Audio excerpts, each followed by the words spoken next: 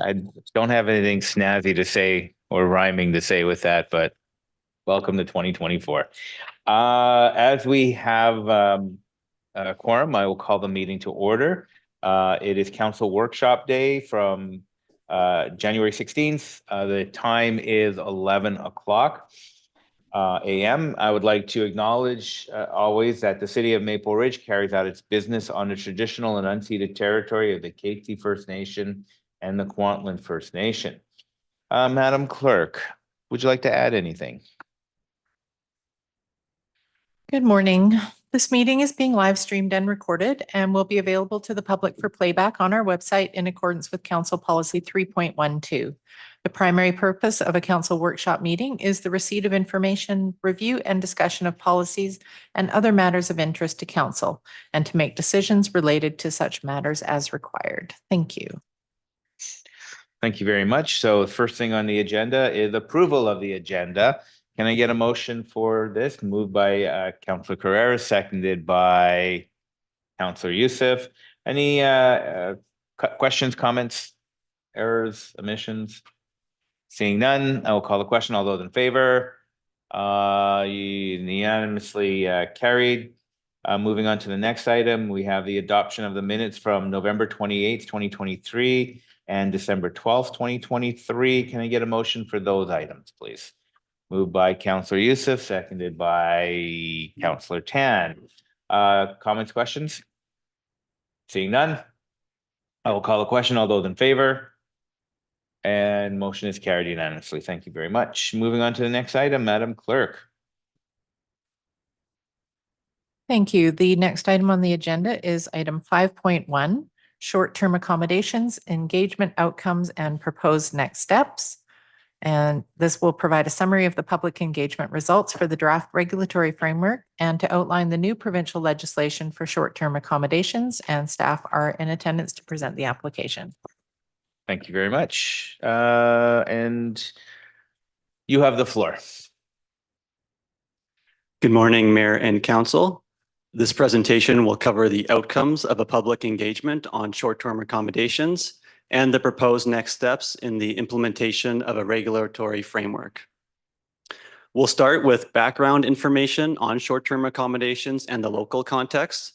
Then we'll jump into the results of a community survey and new provincial legislation.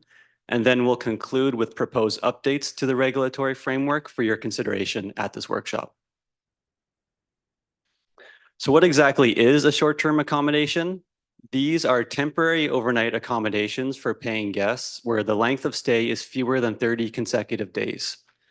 Short-term accommodations is really an umbrella term that captures tourist accommodations, such as hotels and motels, bed and breakfasts, boarding uses, and short-term accommodations in private dwelling units, such as those offered on online platforms like Airbnb and VRBO. This last type will be the focus of this presentation. The prevalence of these uses has risen quite rapidly over the past few years, and this has led to many municipalities introducing new requirements through zoning and other bylaws.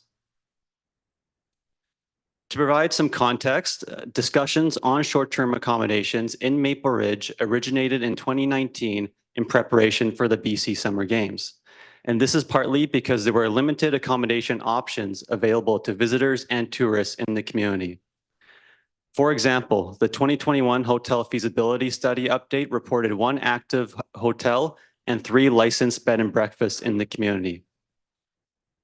That same study reported 134 active listings on Airbnb at the time, and a recent scan completed this month showed there are now over 220. In 2022, the draft regulatory framework was approved by Council, and then the public engagement was conducted in early 2023.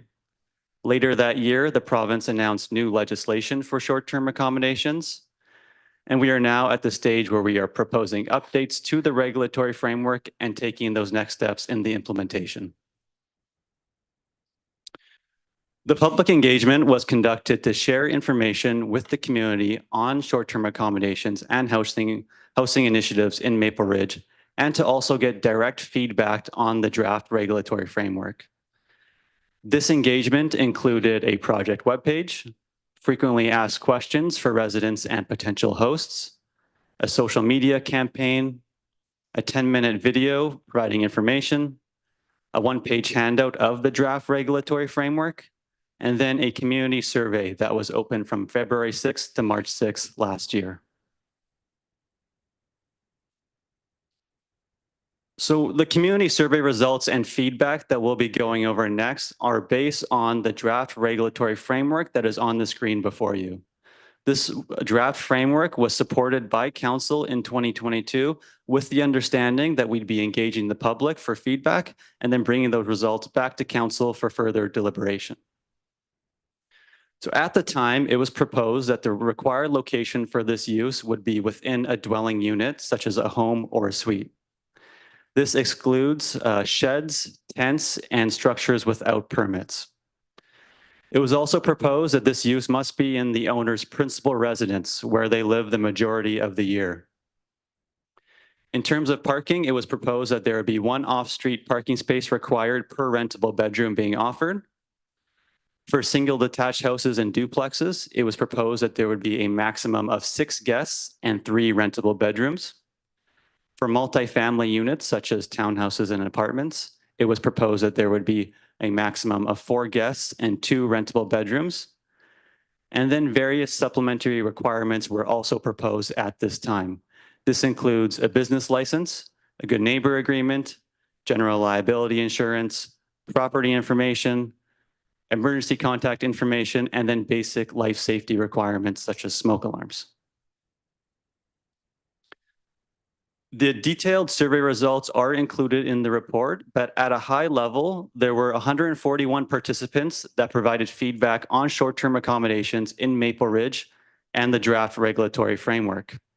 Some of the key findings include that 64% supported allowing short-term accommodations in private homes. The top 2 selected benefits of short-term accommodations were having a secondary source of income for homeowners and more accommodation options in the community. The top 2 selected challenges of short-term accommodations were the lack of street parking and decreased privacy and security for neighbors, particularly for townhouses and apartments. The bar charts on the screen summarize the level of support for allowing short-term accommodations in different types of dwelling.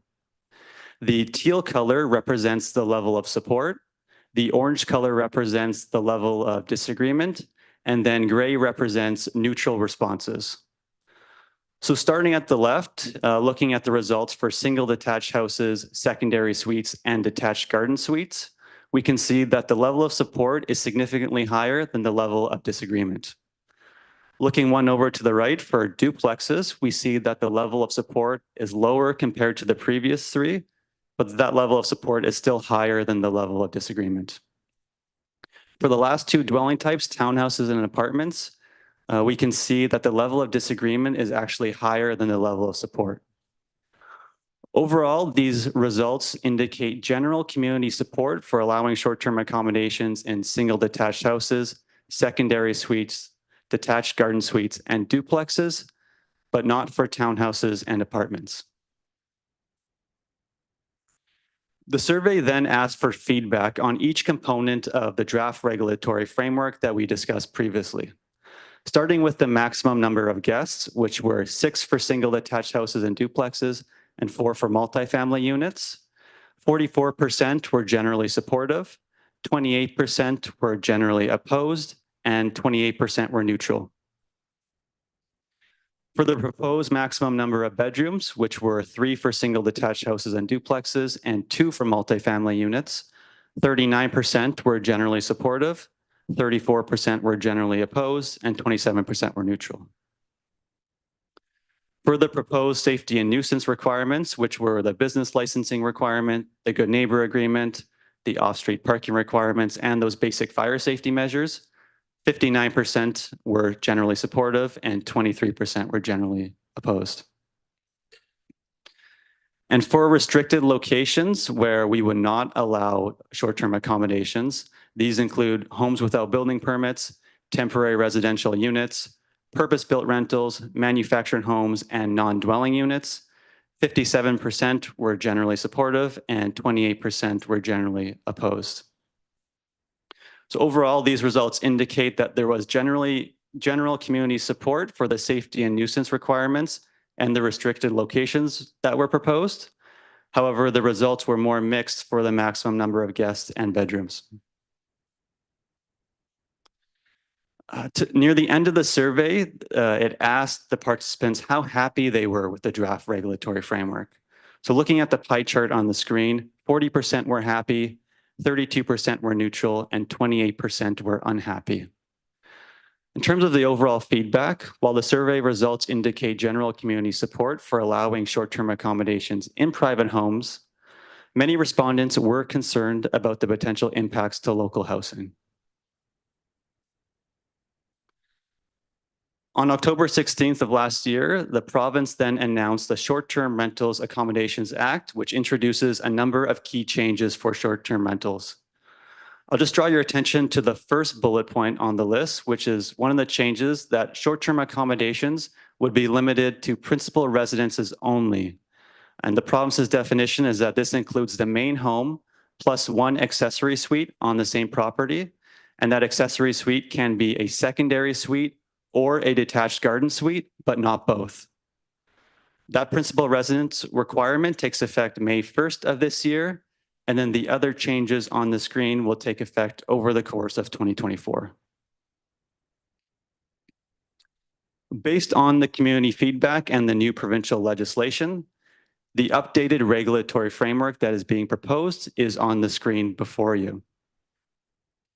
In terms of the required location, the location must be within a single detached house, secondary suite, detached garden suite, or a duplex, but these uses would not be allowed in townhouses or apartments, in line with what we heard from the community.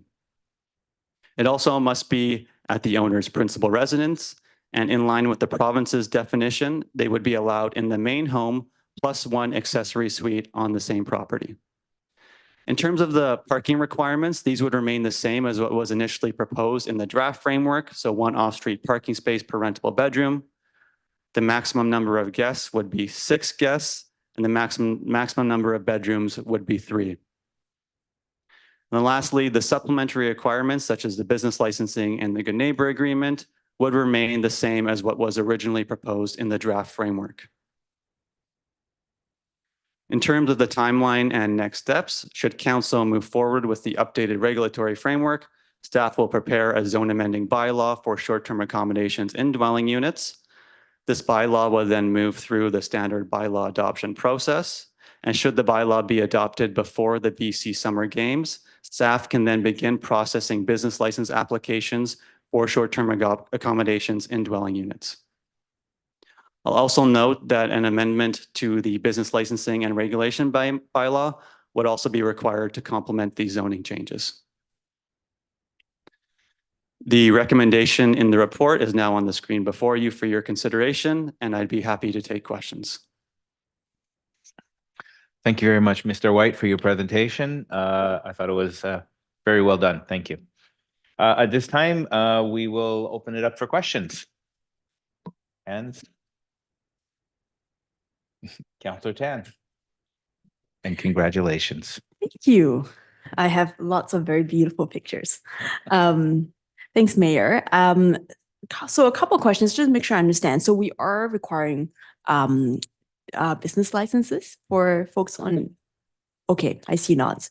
Yes, through the chair, a business license would be required for these uses for a couple of reasons. It allows us to set additional requirements outside of the zoning, and it also allows the city to collect data on how many of these uses are in the community and where they're located. Wonderful. I fully support that. So I look forward to that. In general, I'm quite happy with the trajectory of this. Thank you very much. I think for me, and I'm sure for most of us, my first priority is affordability and impact on affordability when it comes to these, when it comes to short-term rentals. But I think that the provincial requirement for making it only for it to be primary residences only will be, or by and large, take care of the impact from affordability. So I'm happy with that. And I think the rest of it is just all tweaking around the margins to make sure that it sort of fits in with our community. just the last bit, can you sort of explain to me, I was going through the provincial guidebook for local governments on this, and I wasn't quite sure. Didn't fully understand this. I saw that the provincial definition, I believe, for short-term rentals is 90 days. And we are proposing, I think, 30 days. Could you just sort of help me explain what that means?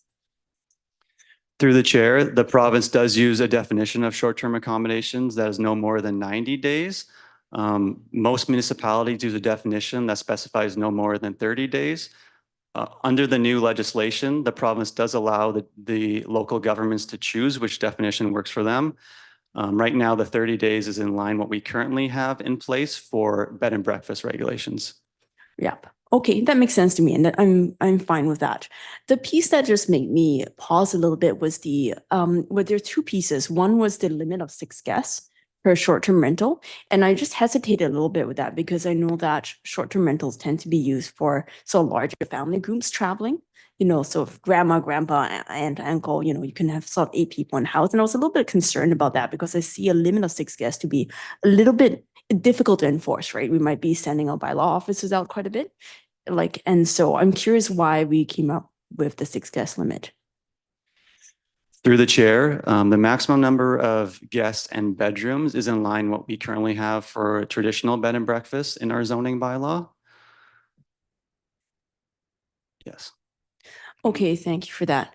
I think this is not going to be my largest point, but I just see that as a limitation on sort of what we can do with short-term rentals here, given that if we're thinking about this with sports tournaments, we have we have coaches coming in with kids, I don't necessarily see the need for that 6 guests limit here, and just trying to reduce the size of sort of regulatory framework that doesn't necessarily need to be there. I think on the other side, I would see sort of the balance on sort of like the impact on sort of maybe noise created or sort of neighborly concerns. And for just the trade-off I see us making here is that if we have a sports team, we have, coaches coming in with kids, 2 more kids. If you already have 6 more kids versus like 1 or 2 more kids, I don't necessarily see the need to restrict the number of guests in that way. And given that, my understanding, please correct me if I'm wrong, I'm not sure if other municipalities have proposed to impose the 6 guest limit. So just in terms of having some just making it easier and just having that regional comparison, I'd rather take that 6 guest limit out. I would be open to some sort of limit, but I think 6 guests can be kind of a little bit prohibitive, given also that, like if you're a lower budget family and you want to put 4 people in a bedroom, just because that's what works for your budget, I just want to make sure that that option is available to families. So I just want to put that one point there. The second point I want to look at too is in terms of townhouse and apartments. I saw from the public feedback, in which is, captures a very valuable and also limited segment of our population, that it is about sort of 50-50, sort of the agree and disagree of townhouse and apartments. And so I think I would be interested in looking at the idea of given that all these would be primary residences only, and we would not be opening sort of it to anything that's outside primary residences. I see something like, if you have a 2-bedroom apartment, your roommate is gone for like the summer and you want to rent out the 2nd bedroom, I don't necessarily see a need to restrict that. And particularly if it opens up, valuable tourist accommodation in our community. And again, like when I look at this, my very first priority is affordability and impact on affordability. I do not want to be taking away long-term rentals. But if it is, we were focusing on primary residences, I don't need to see us putting in sort of extra regulation if that's not necessary. So for that reason, I would be supportive of removing the 6 guest limit and also removing the limit on townhomes and apartments. Thanks, Mayor. Thank you very much. Before we move forward, rusty old me here, we should have had a motion, please. Can I get a motion to discuss this item? Moved by Councillor Tan, seconded by Councillor Youssef. All those, no. Geez. Yeah, all those in favor? No, discussion time. Okay, so we're going to go back to our speaking list. We have Councillor Carreras, followed by Councillor Schiller, followed by Councillor Youssef. Okay, go for it. Okay, so first of all, just clarifying, the motion that we would be voting on is just to accept the framework to produce the bylaw. Correct? There's no real decisions being made except that create a bylaw. Yes, that's correct. Just want to clarify that. Okay, I got a couple of questions. This is a tug of war for me. This is like the economic development tourism piece versus vacancy rates and affordable housing for folks. Couple of questions. One, do we know much about the demographics of the folks that answered the survey? Do we do any demographic questions at the end of our surveys? Through the chair, yes. At the start of the survey, we asked the different types of housing that participants are living in at the time. We asked their age groups in 10-year brackets. We also asked their interest in housing, so whether they're looking to rent, looking to buy, or if they already have a home. Mhm. And those results are captured in the survey results in the appendix. Yeah, and I saw the what they currently live in. I don't know if I may have missed it. The one about the age group and what they currently live in. If someone knows what page it's on, if you can just let me know so I can find it. A couple of questions outside of that. Do we know what our current vacancy rate is in Maple Ridge? Through the chair, so the 2022 vacancy rate was at 1%. This data comes out in January of each year, so we're still waiting on the 2023 data.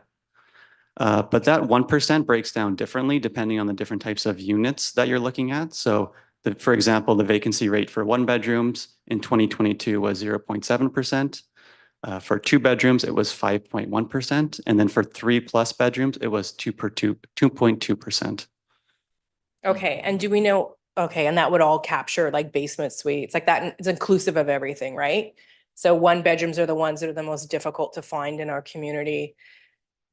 Okay. And did we, have other communities looked at a cap on the number of short-term rentals within a community? Because obviously we're asking people to register them with a business license, which I think is great. That's fine. So we're able to track it. But has anybody looked at will accept business licenses up to a certain threshold? Through the chair, I don't believe that any other municipalities have taken that route as of yet, but under the new provincial legislation that was announced, that is a condition that can be imposed by local governments to set the maximum number of density of short-term accommodations in the community by looking at the total number of units. Okay, and that kind of goes to zoning as well, right? Like, are there areas like the downtown core, which we maybe want to exclude because that's where we'd want to protect our long-term rentals for folks? Have any communities looked at zoning of areas? Yes, one of the common uses for regulating short-term accommodations is changing the zoning so that they would only be allowed in certain zones, such as those standard residential zones and those that are on acreages where there's lower density and so on. Okay. And the only other thing that kind of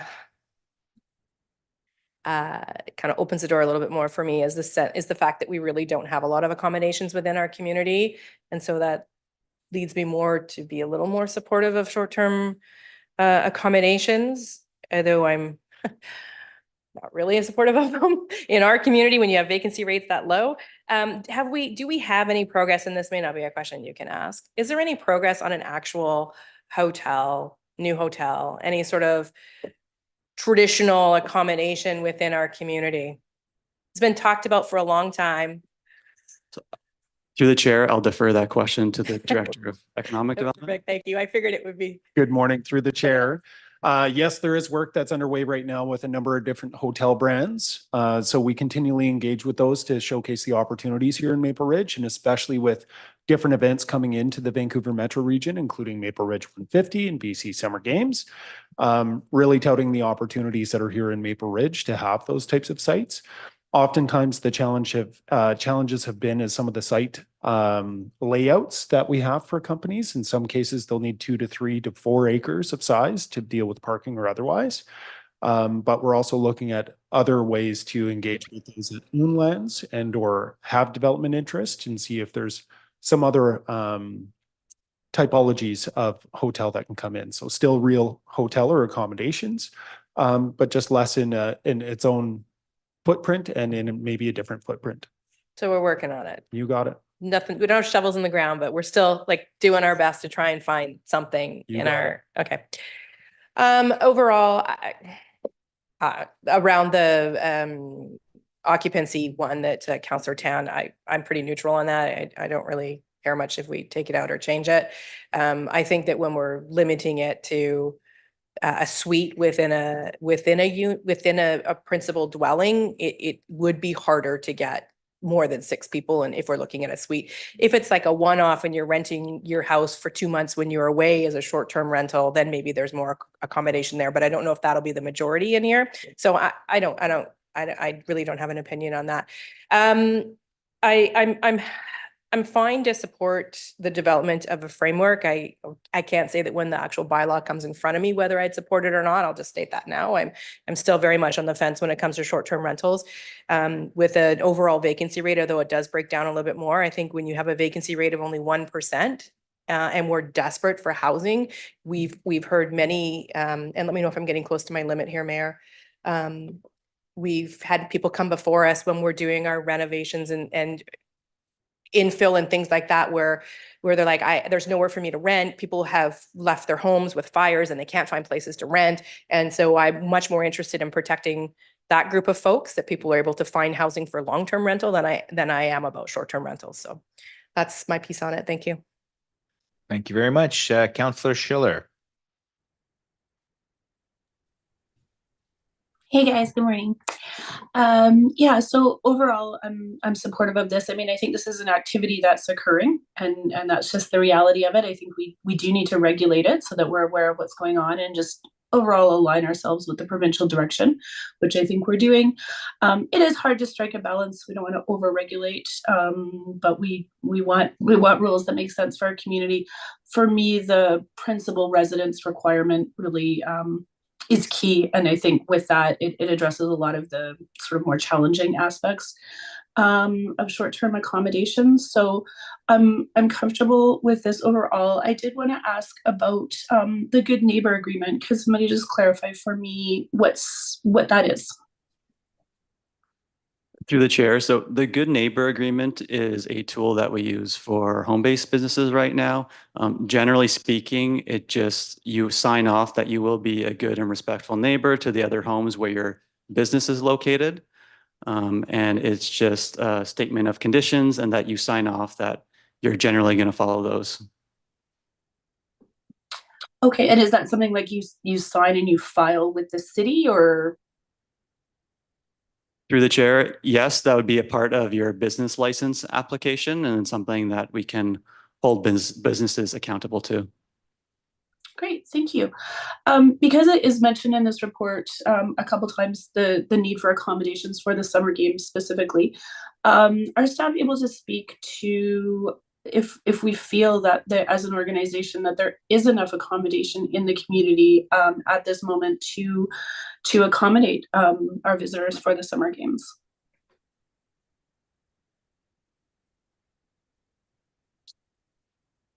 Through the chair, at this point, if we start to look at the amount of hotel rooms that are actually here in Maple Ridge, and even with short-term rentals coming in, we will not have enough in terms of accommodation. We will see spill over into the remaining region. So with that, I will note from an economic development front, and certainly in connection with our friends over in Parks, Recreation and Culture, and with the BC Summer Games, we're looking to get information into some of the hotels that folks may be going into, say if it's in Langley or Mission or otherwise, to make sure that we're profiled in each one of those areas. So that work is underway right now in terms of reaching out to those hotels and those brands to get info into the rooms. Okay, thank you. That's just useful to know. So yeah, I'm supportive of this, and I would just say maybe because it is new, that it might be a good idea to plan to survey operators and neighbors, a year, 18 months from now, and just check back in with council just to see how the program is going. But I definitely am supportive. Thank you, staff, for your work on this. That's all. Thank you very much. And now we're going to move to Councillor Youssef. Thank you, Mr. Chair, and thank you, Mr. White, for the presentation and report. I have a few questions concerning how much flexibility, if any, we have vis-a-vis the dictated provincial regulations that are coming down. And I ask that question because, of course, I'm looking at the possibility of being more flexible to accommodate secondary and detached units as part of this, depending on the size of the lot, of course, if there is that ability. So do we have any flexibility to work around them? Through the chair. So the new provincial legislation sets those base level requirements, and they say that local governments can choose to be more restrictive if they want to. However, I don't believe the wording is that they can be more flexible than the requirements that they set in place. Thank you for that. I was afraid that was going to be the answer. Sorry, could I just follow up on that question? To go back, because I didn't quite understand the answer. That we have the ability to be more restrictive? Through the chair, yes, the provincial regulations, they set the floor. And so Right. those basic requirements that municipalities with a population of over 10,000 must follow, but local governments through zoning and other bylaws can choose to be more restrictive. For example, allowing them in the main home, but then not an accessory suite would be an example of making it more restrictive. I thought it would be the opposite, but okay, thank you. Yeah, Continue. one would think that it would be the opposite, especially in our case, when we do lack the accommodations and we do have the BC Summer Games coming up, that we would be afforded the ability, knowing our community and knowing where in our community those types of units can go in without causing too much of a hassle. When we're speaking, again, I share Councillor Tan's point about the townhouses and apartments. Of course, these would have to be primary residence, and if someone has the ability to rent out a portion of their townhouse or apartment while residing there or while they're away, I would like to see that be part of our framework. Now, having heard your answer to the first question through the chair, do we have that ability? Through the chair, yes, the province is only concerned about that principal residence requirement, and then it's up to local governments where they can choose which types of dwellings they would allow this use in. Okay, so there is a light at the end of the tunnel. Lastly, through you, Mr. Chair, to Mr. White, when we're speaking about the 220 units that are existing and functioning as short-term rental units, how many of those would be eliminated as a result of the new provincial regulations? Through the chair, it's difficult to answer that because the province will be responsible for enforcing that principal residence requirement. So when the province creates the provincial registry, they'll be requiring all hosts to submit proof that they are operating out of their principal residence, and then they will be verifying if the operators meet that criteria. But it's difficult to give an exact number at this time. Thank you for that. I wouldn't ask for an exact number, just a ballpark figure, according to the feedback that you received and possibly information that we have on those units through our business licensing as to which ones are in primary residences and which one are in secondary or investment properties. Through the chair, I'll defer the question to the manager of community planning. So through the chair, and I may be handing this one off as well, it's my understanding that we don't presently license short-term accommodations, so we don't have any in-house data as to whether or not they are taking place in a primary residence or not. So to the earlier comments, if we're able to bring in a framework, that's when we would be going out and doing a public education campaign, inviting those with existing suites to come in so we can help facilitate them through the process. Thank you for that. Thank you, Mr. Chair. Those are my questions and comments. Thank you very much. And I see Councillor Dode has his hand up. I'm going to jump in with a relevant follow-up question here. A lot of townhomes and apartment type condos have strata regulations already. Does the province overrule the strata recommendations, the strata rules? So I'll give you an example. If you are allowed to have 3 people living there, and if you add an extra person for a short-term rental, and the strata doesn't have a rule or have the rule that said you can't do that, then that rule is being overruled. I don't know if I said that right, but it's being overruled by the province. Is that correct? Or by whatever legislation we put in?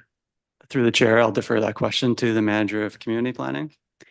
So through the chair, in the past, how we've typically run regulations on the strata is the city sets the base requirements, and then the strata has the ability to be more prohibitive if they so choose. So typically we've been seeing this in the home-based business licensing component. Because the draft framework didn't focus specifically on permitting these in townhouses or apartments, I would be hesitant to provide comment today. That being said, if it is the will of council to look at exploring short-term accommodations in townhouses and or apartments, we'd be happy to bring back that information with the bylaw when it comes forward. Thank you. We're going to move on to Councillor Doze. You have the floor, sir. Thank you very much, Your Worship, and Happy New Year to each and every one of you guys. I just wanted to get some clarification around this issue of limited number of people that is required, especially when it comes to condos. I'm saying this because I know very well that only a very few of apartments we have in Maple Ridge are 3 bedrooms. In other words, majority of them are either 1 bedroom or 2. And if we allow limitless number of people to occupy these rooms, even if the primary occupant decides to forgo or leave his accommodation or her accommodation for this short-term rental, how do we manage or control the impact it's going to have around the people that share common facilities with these people? I've been battling with that, and that has been my reason for thinking that I will accept the rules the way it is. In other words, putting some level of restriction, unless someone can clarify for me how we are going to deal with situations of this nature. Otherwise, I would say that I will support this proposal just the way it is, because apart from helping to alleviate the shortage we have, the forthcoming summer games is something big, because I know that with the little or small events that we usually organize, in my family, kind of, we found out that there's never enough accommodation for people. We have to spill it over to Langley and Pitt Meadows and Port Coquitlam. So for something as big as the summer games that is coming up, it's going to be an issue. But I need a clarification on what we are going to do in a situation where someone who lives in a 2-bedroom apartment decides to give up his accommodation for, say, a family that is more than 6. I don't know who is going to be able to answer my question, but that is what is bothering me. If I can get clarification on this, it will help me to finalize my position on this proposal. Thank you. Through the chair, so the proposed regulatory framework does set a maximum number of guests at 6 and a maximum number of rentable bedrooms at 3. I'd also just like to clarify that the intent of the guest limit is really to regulate adult guests. That's typically the practice used in other municipalities. So we wouldn't be counting smaller children and those that accompany a family. So for this, again, I think I'm going to support the legislation, the proposal, the way it is. Thank you very much. Thank you very much. The only question I have left is going back to the very beginning, when you had the slides and the condos were lower, that did not want it. Sorry, the support was lower than those who approved it. There was a stat that said they were unhappy. Do we have reasons why they're unhappy, or that just a general? Are you unhappy with this? Do you like it or you don't like it? Do we have any data that goes with that? Through the chair, so this survey, the participants provided over 326 written comments. So we heard from people with a variety of different opinions. Some people were unhappy because they wanted the municipality to go a bit further and be more restrictive, where we also heard from potential hosts who wanted the requirements to be less restrictive. So there was 2 different reasons why people could be potentially unhappy. And I think there was a large contingent that were also neutral, which suggests that we might have been striking a relative balance between those 2 sides. Okay. All right. Thank you. Round 2, Councillor Tan and Councillor Carreras. Thanks, Mayor.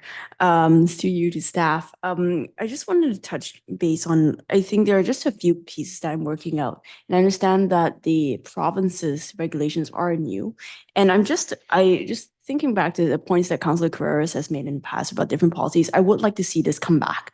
Because I'm curious how the province's requirements will play out. And I just want to make sure that we have ours dialed in as well. And I'm saying this in terms of the impact on affordability. I'm just taking a look at how other municipalities have dealt with this.